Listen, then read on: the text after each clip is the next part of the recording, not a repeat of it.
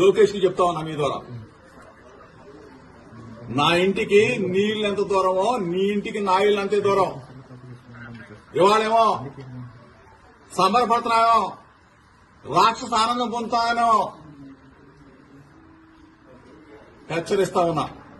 Media మిత్రుల ద్వారా చెప్తా ఉన్నా, రాష్ట్ర ప్రజల సమక్షంలో చెప్తా ఉన్నా, ఇది దుర్మార్గమైన చర్య.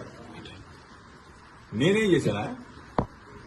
నువ్వు 83 రోజులు మీ అయ్యా నువ్వు నన్ను జైల్లో పెట్టి రాక్షసానందం పొంది చాలక నా ఇంటి మీద దాడి చేస్తావా?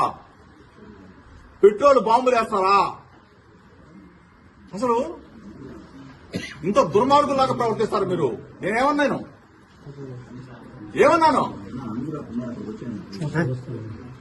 ఈరోజు మీరు చేసిన దుర్మార్గం నువ్వేదో భయపడతాననుకుంటున్నావేమో.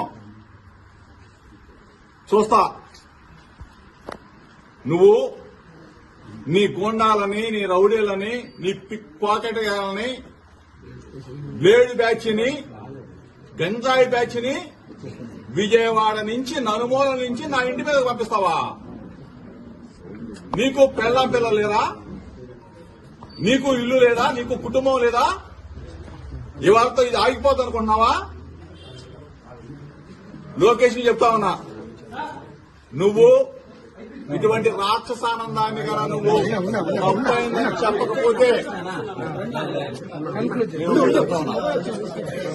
ఇటువంటి పనికి మాత్రం పిల్ల చేస్తలకి జోలికి భయపడ్డావు. చిన్నప్పటి నుంచి రాజకీయాల్లో ఉన్నా నీ పిల్ల చేసలకి, నీ వెర్రి చేసలకి నీకు నిన్న చెప్పా, ఒళ్ళు తగ్గించుకున్నావు కానీ నీ చిప్పు దొబ్బింది, నీ మెదడు మొత్తం దొబ్బింది. ఏం పనురాయి పనికి మానోడా?